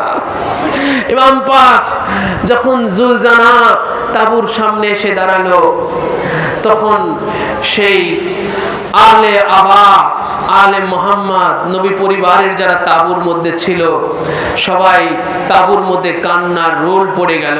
যখন জুলজানা তাবুর সামনে এসে দাঁড়ালো, তখন তারা বুঝলো যে জুলজানা যখন তাবুর সামনে এবারে দাঁড়িয়েছে, এবার ইমামে হুসাইন আমাদের শেষ রক্ষাকারী, শেষ হেফাজতকারী, এবারে সে আমাদের থেকে বিদায় নিয়ে যাবে। জুলজানা যখন সামনে খাড়া হয়ে গিয়েছে, ইমামে আলী মাকাম জুলজানার উপরে যখন চড়ে জুলজানাকে হুকুম করলেন, জুলজানা পাথরের মতো দাঁড়িয়ে আছে। ইমাম পাক বলে, জুলজানা তুমি কেন দাঁড়িয়ে আছো? তুমি তো হুকুম করা মাত্র বিদ্যুৎ গতিতে ছুটে যাও। তখন জুলজানার জবান খুলে ইমাম পাকের সাথে বলতেছেন, মাওলা, হে প্রভু, আপনি কি দেখছেন না আপনার বেটি সকিনা পাক হয়ে আছে? আপনার বেটি সকিনা আমাকে বলছে, চলছে না, আমার আব্বাজানকে নিয়ে যেও না, যারা এই ময়দানে গিয়েছে আর কেউ ফিরে আসে না। আমি আমার আব্বাজানের বুকের উপরে ঘুমাই। আমার ভাই আলী আকবর গিয়ে শহীদ হয়ে এসেছে, ভাই আবুল কাসেম গিয়ে টুকরা টুকরা হয়ে এসেছে। আমার চাচাদার আব্বাস আলমদার আমাকে ওয়াদা দিয়ে গিয়ে আর ফিরে আসে নাই। জুলজানা আমার আব্বাজানকে নিয়ে যেও না। জুলজানা হযরত সাকিনা সালামুল্লাহি আলাইহা হাজারিতে এক কদম সামনে অগ্রসর হতে পারে নাই। ইমাম পাক আবার ঘোরাতে গোনাকে নামতে হয়েছিল, জুলজানা থেকে নামতে হয়েছিল। ওনার এই বেটিকে আবার কোলে করে বুকে করে আদর করে আবার শেষবারের মতো তাবুতে রাখতে আসতে হয়েছিল। আজ এই সমস্ত মায়ার, এই আত্মীয় স্বজনের মায়ার এই বন্ধন ছিন্ন করে আজ ইমাম পাককে যেতে হইতেছে এক আল্লাহর সাথে সেই ওয়াদা পূর্ণ করার জন্য। আল্লাহ পাকের সাথে সেই ওয়াদা পূর্ণ করার জন্য আজ ইমামে আলী মাকামের আজ এত ধৈর্যের পরীক্ষা, আজ ইমামে আলী মাকামের আজ এত এই আত্মীয় স্বজনের এই মায়া মোহাব্বতকে আজকে ছিন্ন করে দেওয়া এক আল্লাহর সেই ওয়াদাকে পূর্ণ করার জন্য আজ ইমামে আলী মাকাম আখিরি শহীদ হওয়ার জন্য আজ ময়দানে কারবালার দিকে ইমাম পাক অগ্রসর হলেন। গিয়ে দেখলেন সেই 22,000 তারা সশস্ত্রে সজ্জিত হয়ে আছে। ইমাম পাক তাদেরকে গিয়ে ডাক দিয়ে বললেন, যা আজকে দেখো আমি হুসাইন একা তোমাদের সামনে, কিন্তু একা ভেবে তোমরা আমাকে দুর্বল মনে করো না। আজকে আমি হুসাইন কারবালায় কতটা কঠোর হতে পারি, যদি আল্লাহ পাকের সাথে আমার গোপন একটা রহস্য না থাকতো তাহলে আমি সেটা আজকে দেখিয়ে দিতাম যে আমি আজকে একাই তোমাদের একবারে সবাইকে আমি আজকে বরবাদ করে দিতাম তোমাদেরকে, সেটা তোমরা দেখতে পাইতে যদি আল্লাহ পাকের সাথে সেই গোপন রহস্যটা আমার যদি না থাকতো। ইমাম পাক সেই দিন ডাক দিয়ে বলেছিলেন, তোমাদের মধ্যে কি একজন মুসলমান নাই? এই 22,000কে ডাক দিয়ে সেই দিন বলেছিলেন যে তোমাদের মধ্যে কি একজন মুসলমান নাই? অথচ সেই 22,000 মধ্যে 4 থেকে 5,000 শুধু কোরআনের হাফেজ ছিল। তো ভাই, যারা কোরআনের হাফেজ হয় তাদেরকে কি মুসলমান বলা হয় না অমুসলিম বলা হয়? ভাই, কোন অমুসলিম কি কোরআনের হেফজ করে? বলেন, কোরআনের হেফজ করে, কোরআনের হাফেজ হয়? ভাই, কোন অমুসলিম কোরআনের হাফেজ হয়? কিন্তু ইমামে আলী মাকাম সেই 4 থেকে 5,000 22,000 এর মধ্যে কোরআনের হাফেজ ছিল কয়েক হাজার শায়েখ এবং মুফতি ছিল সেই জামানায়, যারা ফতোয়া প্রদান করত, রায় প্রদান করত, ইসলামী আইন অনুযায়ী যারা রায় দিত, মতামত দিত, যারা বিধান জারি করত, আইন প্রণয়ন করত, এইরকম কয়েক হাজার মুফতি এবং শায়েখ ছিল সেই 22,000 এর ভিতরে। ইমাম পাক তাদের সবাইকে সেদিন ডাক দিয়ে বলেছিলেন যে তোমাদের মধ্যে কি একজন মুসলমান নাই? কারণ সেই দিন মুসলমান যদি 22,000 মধ্যে একজনও থাকতো তাহলে তারা ইমাম পাকের সহযোগিতায় তারা ইমাম পাকের কাতারে চলে আসতো, ঠিক কিনা বলেন? কারণ রাসূলুল্লাহ সাল্লাল্লাহু আলাইহি সাল্লাম হযরত আনাস বিন হারিস রাদিয়াল্লাহু আনহু থেকে হাদিস পাক বর্ণিত আছে। আনাস বিন হারিস তার থেকে হাদিস শরীফ বর্ণিত আছে, রাসূলুল্লাহ বলেছেন যে আমার হুসাইনকে জেনে রেখো, কারবালা নামক জায়গাতে তাকে হত্যা করা হবে, তাকে কতল করে দেওয়া হবে। তোমাদের মধ্যে যদি কেউ সেই পর্যন্ত যদি তোমরা কেউ থাকো তো কারবালায় আমার হুসাইনকে তোমরা সাহায্য করো।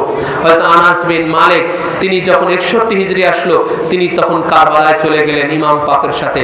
কারবালায় গিয়ে তিনি ইমাম পাকের সাথে শহীদ হয়েছেন। সেই 72 জনের মধ্যে সেই আনাস বিন হারিস ওনার নামও আছে। তো ভাই, সেই দিন এই 22,000 যারা ইমাম পাকের সেই ডাক আহ্বান শুনে যারা সাড়া দেয় নাই, ওরা মুসলমান থেকে খারিজ হয়ে ওরা সবাই কাফেরে পরিণত হয়ে গেছিল। ওরা কোরআনের হেফজ থাকতে পারে, কোরআন মুখস্থ ওদের মধ্যে থাকতে পারে, কিন্তু ওদের অবস্থান কুফরির উপরে হয়ে গেছে। কিসের উপরে বলেন? কুফরির উপরে হয়ে গেছে। কারণ সেই দিন ইমাম পাক বলেছিলেন যে আজকে আমার ডাক শুনে যদি কেউ আমার কাতারে না আসে তাহলে সে ইসলাম থেকে খারিজ হয়ে যাবে, সে ঈমান থেকে খারিজ হয়ে যাবে, সে কাফের হয়ে যাবে। এই জন্য রাসূলুল্লাহ বলেছিলেন যে আমার হুসাইনের ডাক যদি তোমরা কেউ শোনো তাহলে কারবালায় হাজির হয়ে যেও। এই জন্য সেই দিন যখন জিনদের বাদশা যখন হাজির হয়েছিল, হযরতে জাফর জিনদের বাদশা, সে পাক পাঞ্জাতনের ভক্ত ছিল, ইমাম পাকের ভক্ত ছিল। জিনদের বাদশা হাজার হাজার জিন নিয়ে কারবালায় হাজির হয়েছিল। কারবালায় হঠাৎ তুফান উঠে গেল, অনেক ঝড় উঠে গেল। হঠাৎ জাফর জিনদের বাদশা হাজির হলো।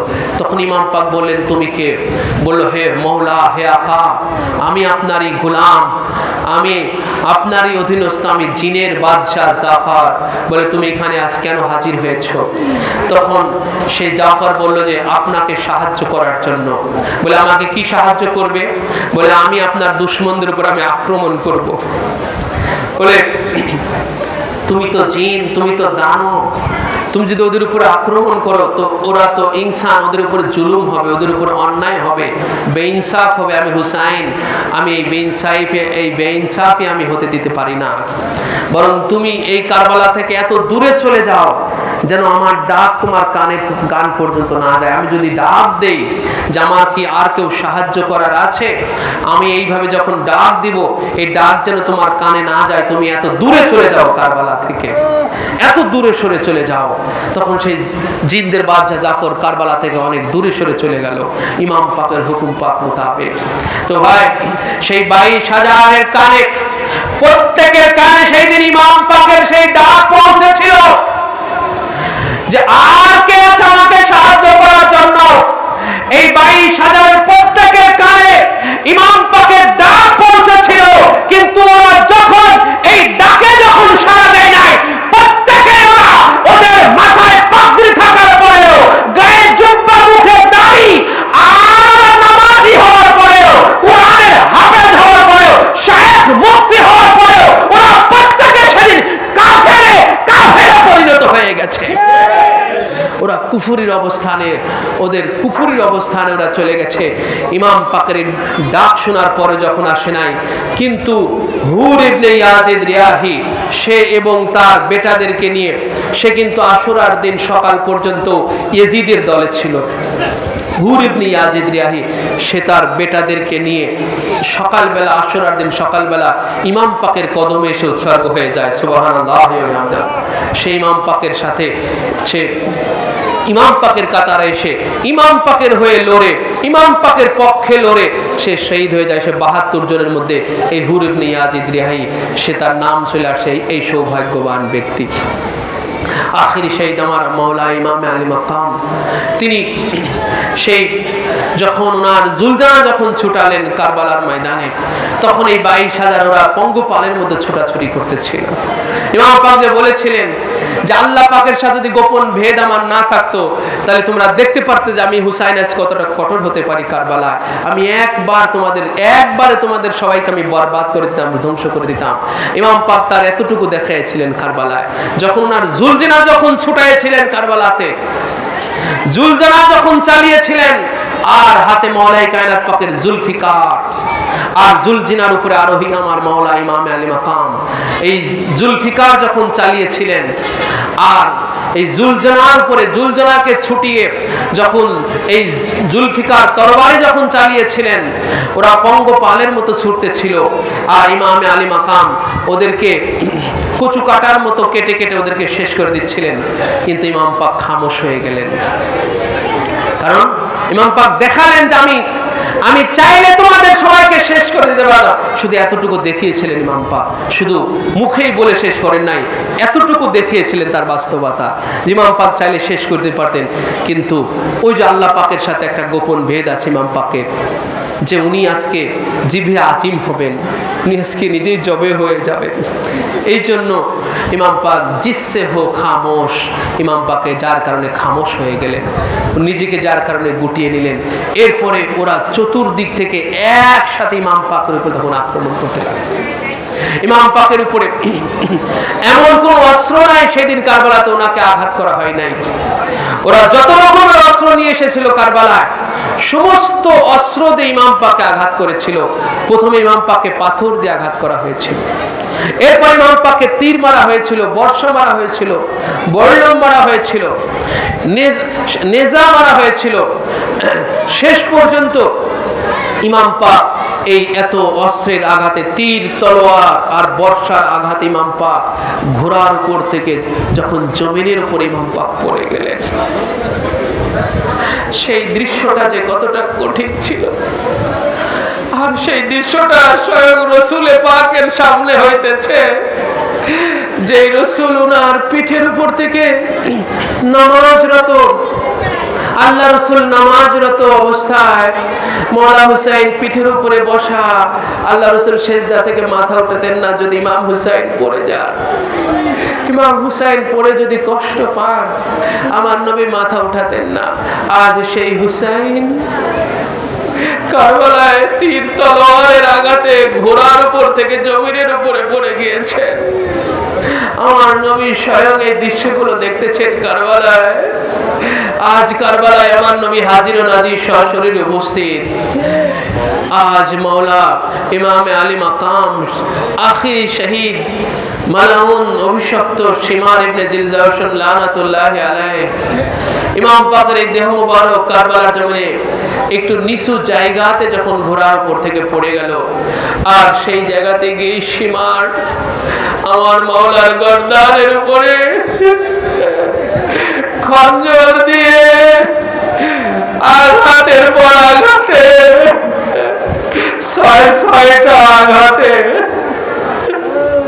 খঞ্জরের ছয়টা আঘাতে আমার মাওলার দেহ মুবারক থেকে সার মুবারককে আলাদা করে ফেলল। আমার নবী কারবালায় সেই দৃশ্য দেখে, মওলা হুসাইনের সেই জীবের দৃশ্য দেখে আমার নবী কারবালায় আর সেই দিন দাঁড়িয়ে থাকতে পারলেন না, জমিনে লুটাপুটা হয়ে গড়াগড়ি খাইতে লাগলেন।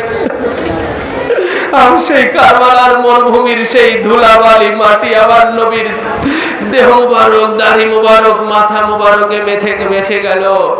সেই কারবালার সেই ধুলাবালি মাখা মাথায় আর দাড়ি মুবারকে আর ইমাম পাক ও তার সঙ্গী সাথী ৭২ জন শহাদার রক্ত মুবারক ওই বোতলের মধ্যে ধারণ করে হুজুরে পাক সাল্লাল্লাহু আলাইহি ওয়া সাল্লাম মক্কাতুল মুকাররমায় হযরত আব্দুল্লাহ ইবনে আব্বাসকে স্বপ্ন দেখালেন, আর মদিনায় হযরত উম্মে সালমাকে স্বপ্নে দেখালেন।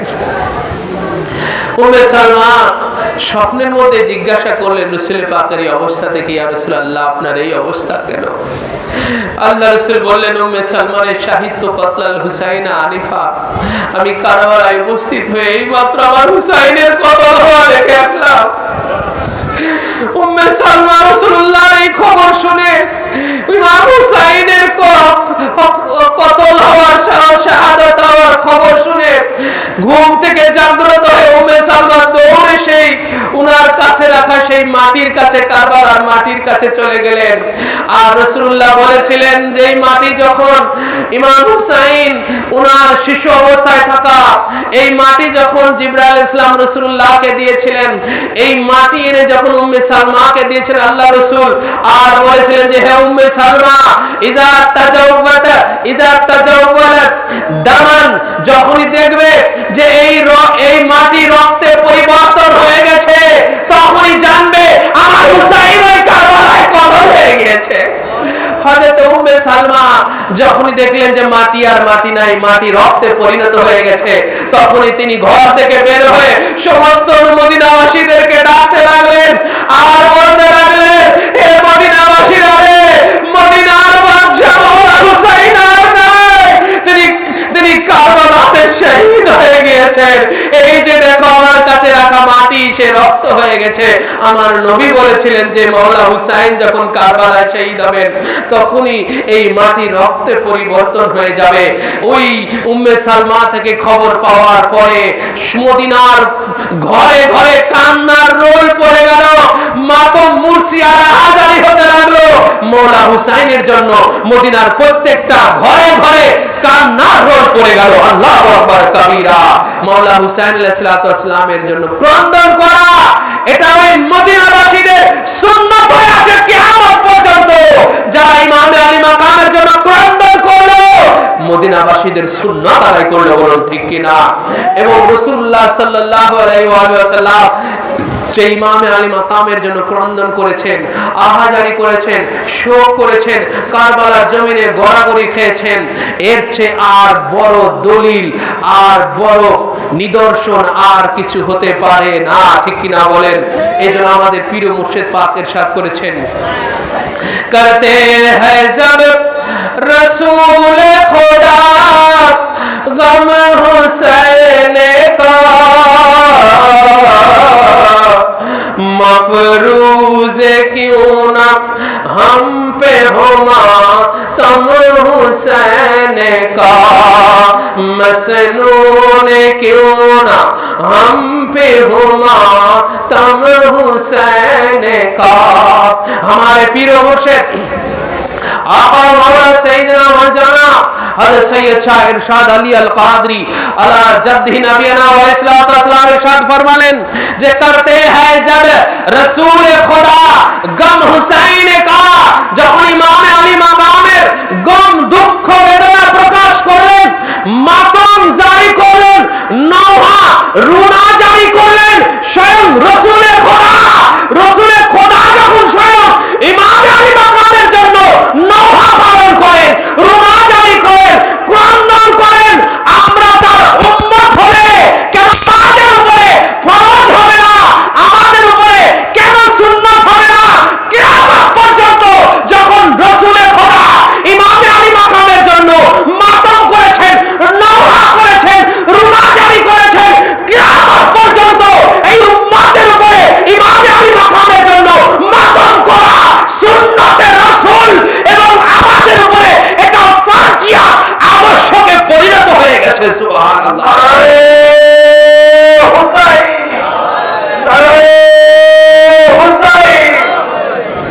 সেই দিন কারবালাতে কিয়ামতের আলামত পরিলক্ষিত হলো।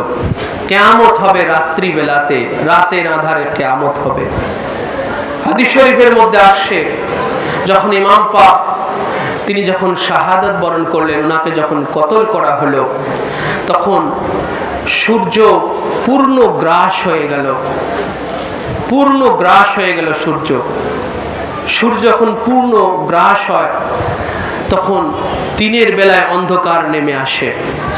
ইমাম আলী মাকাম শহীদ হয়েছিলেন জুমার দিন, জুমার কিছুক্ষণ পরে, আর আসর এবং জুমার মাঝামাঝি সময়, যখনও সূর্য পরিপূর্ণভাবে আকাশে ভাসমান উদ্ভাসিত থাকে, কিন্তু সূর্যটা পূর্ণ গ্রাস হয়ে গিয়েছিল এবং এতটা অন্ধকার নেমে এসেছিল সেই দিন কারবালায়, যেন এখনই কিয়ামত হয়ে যাবে। সেই আধারে সেই সূর্য যখন পূর্ণ গ্রাস হয়ে গেল, যখন অন্ধকার নেমে আসলো, দিনের বেলায় কারবালায় যখন অন্ধকার নেমে আসলো, তখন রাতের তারকাগুলো দেখা যাইতেছিল।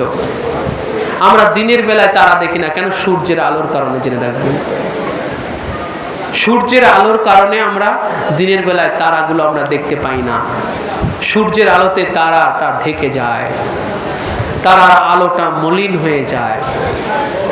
কিন্তু সেই দিন সূর্যটা এত গ্রাস হয়ে গিয়েছিল আর এতটা অন্ধকার নেমে এসেছিল যে দিনের বেলায় আকাশে তারা দেখা যাইতেছিল। এমন দৃশ্য হয়েছিল কারবালাতে, এবং আসমান থেকে রক্ত বৃষ্টি হয়েছিল, জমিন থেকে রক্ত উঠতেছিল, যেখান থেকে পাথর সরানো হচ্ছিল সেখান থেকে তাজা রক্ত বের হয়ে আসতেছিল, এবং জমিন থেকে রক্তপাত হচ্ছিল, বৃষ্টির মতো রক্তপাত হচ্ছিল। তো এগুলো কি আলামত বহন করেছে? যে জমিন ইমামে আলী মাকামের জন্য ক্রন্দন করেছে রক্ত নাজরানা করে, আসমান ইমাম হুসাইন ইসলামের জন্য রক্ত নাজরানা করেছে, শোক পালন করেছে। তামাম কুল কায়নাত ইমাম হুসাইন সালামের শোকে শোকাহত হয়েছে, শুধু মুনাফিকদের দিলগুলো ব্যতীত। সমস্ত সৃষ্টি ইমাম হুসাইনের জন্য ক্রন্দন করেছে, শুধু মুনাফিকের দিলগুলো ক্রন্দন করে নাই, ঠিক কিনা বলেন? আজও ওই মুনাফিকের কাতারে আজও যারা আছে, মুনাফিক তো ভাই টুপি পরনেওয়ালা, পাগড়ি পরনেওয়ালা, নামাজ পরনেওয়ালা, জেনে রাখবেন। কোন কাফের মুশরিক কিন্তু মুনাফিক না। কাফের সে প্রকাশ্য, আর মুনাফিক হলো ভয়াবহ, মুনাফিক হলো মারাত্মক, জেনে রাখবেন। মুনাফিক হলো খুব মারাত্মক, কাফের মারাত্মক না। কাফেরকে আপনি চিনতে পারতেছেন, বুঝতে পারতেছেন, মুনাফিককে চিনা যায় না, বোঝা যায় না, ও মারাত্মক। কারণ মুনাফিক আপনার সূরাতেই সে ঘুরতেছে, আপনার কাজকর্ম নিয়ে আছে।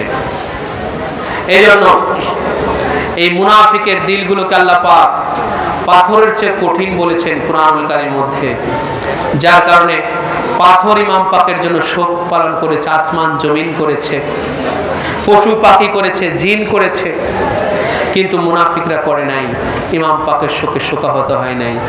আজও সেই মুনাফিকের কাতারে যারা আছে, আজও এই মুহররম মাস আসে, আশুরা পাক আসে, তাদের দিলগুলো কাঁদে না, ঠিক কিনা বলেন? তাদের দিলগুলো নরম হয় না, তাদের দিলগুলো দুঃখিত হয় না, ব্যথিত হয় না, তাদের দিলগুলো শোকাহত হয় না। এগুলোই হলো মুনাফিকের পরিচয় বহন করে, মুনাফিকের আলামত বহন করে, জেনে রাখবেন। যারা খানদানে মুস্তাফার দুঃখে যারা দুঃখিত হলো না, সর্বোপরি একটা কথা জেনে রাখবেন, ইমামে আলী মাকামের শাহাদাতের অনুভূতি যখনই রাসূলুল্লাহ প্রকাশ করেছেন, তখনই ক্রন্দন করেছেন। আল্লাহ রাসূল বিগলিত হয়ে গেছেন, আল্লাহ রাসূল কান্নায় ভেঙে পড়েছেন, চোখের বাণী ছেড়ে দিয়েছেন, ঠিক কিনা বলেন? যতবার ইমাম পাকের শাহাদাতের খবর শুনেছেন, ততবার আল্লাহ রাসূল কান্নায় ভেঙে পড়েছেন, চোখের বাণী ছেড়ে দিয়ে আফসোস করেছেন, ফুপিয়ে ফুপিয়ে কান্না করেছেন, ইমাম হুসাইনকে বুকের মধ্যে চাপটা আগলে ধরে, চাপটি করে ধরে। তো এই শাহাদাতের অনুভূতির প্রকাশ, এটার আলামত আমরা তো স্বয়ং রাসূলের খোদা থেকে পেয়েছি, যে শাহাদাতের অনুভূতি যখনই প্রকাশ হবে, তখনই দুঃখ বেদনা প্রকাশ হবে, ঠিক কিনা বলেন? যেটা রাসূলুল্লাহ বাস্তবে দেখিয়েছেন, দুঃখ বেদনা ক্রন্দন প্রকাশ করেছেন আল্লাহ রাসূল। আর আমরা শাহাদাতের খবর শুনতেছি, শাহাদাতের কথা শুনতেছি, কিন্তু আমরা শোকাহত হইতেছি না। তাহলে ভাই এটা কি রাসূলুল্লাহর আদর্শ হলো? বাস্তবতায় আপনি বলেন, এটা কি রাসূলুল্লাহর আদর্শ হলো? রাসূলুল্লাহ যতবার শাহাদাতের খবর শুনেছেন, ততবার দুঃখিত হয়েছেন, ব্যথিত হয়েছেন, শোকাহত হয়েছেন, কান্নায় ভেঙে পড়েছেন, চোখের পানি ছেড়ে দিয়ে দিয়ে। আর আমরা যদি আজকে সেই শাহাদাতের খবর শোনার পরেও, সেই শাহাদাতের দিন ক্ষণ আসার পরেও, শাহাদাতের সময় খোদ আশুরা যখন আমাদের মাঝে আসে, তারপরেও আমরা শোকাহত হই না, দুঃখিত হই না, ব্যথিত হই না, আমাদের মধ্যে কোনো প্রতিক্রিয়া হয় না, শাহাদাতের কোনো প্রভাবই আমাদের পদে পড়ে না। তাহলে কি এটা রাসূলের আদর্শ হলো? বলেন ভাই, এটা কি রাসূলুল্লাহর অবস্থান হলো?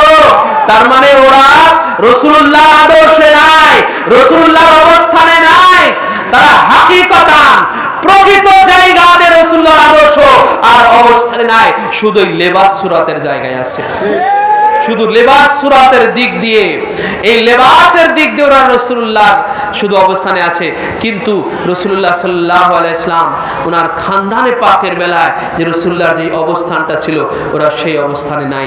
আর ওই অবস্থানটাই হলো ঈমানের অবস্থান, ঠিক কিনা বলেন? ওই অবস্থানটাই হলো ঈমানের অবস্থান।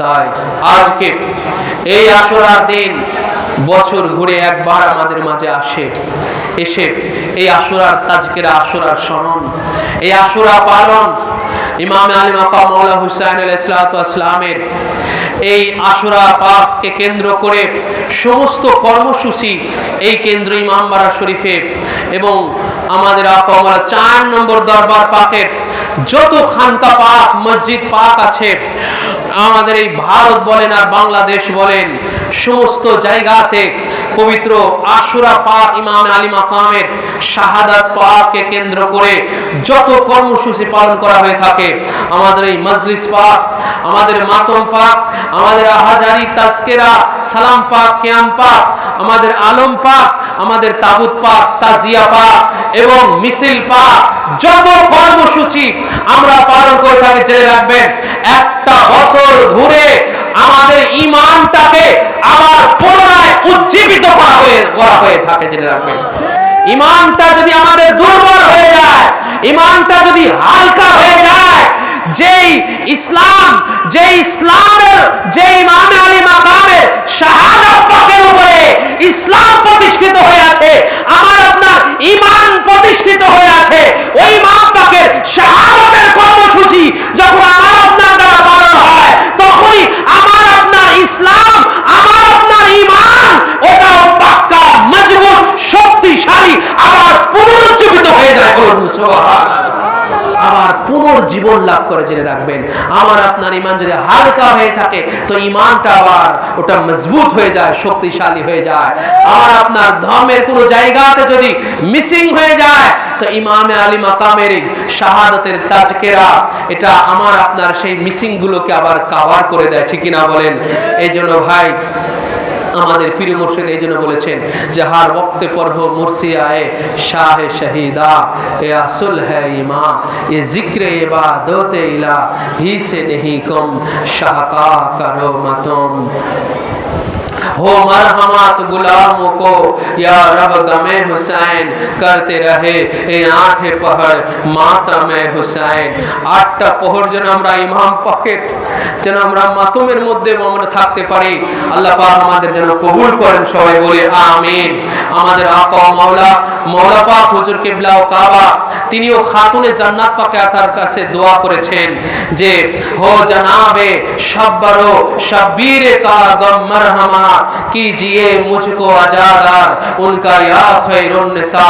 मौला पाक हुजूर किबला ও কাবা তিনি খাতুনে জান্নাত পাকে আতার কাছে দোয়া চেয়েছেন যে হে খাতুনে জান্নাত পাকে আতাহার, হে খাতুনে জান্নাত পাকে আতাহার, हो जनाबे शब्बरो शब्बीरे का गम मरहमात, হে খাতুনে জান্নাত পাকে আতাহার আপনার দুই শাহজাদা শাব্বার ও শাব্বীরের জন্য তাদের দুঃখে, তাদের ভারাক্রান্তে, তাদের শোকে कीजिए मुझको आजादार उनका या खैरुन निसा।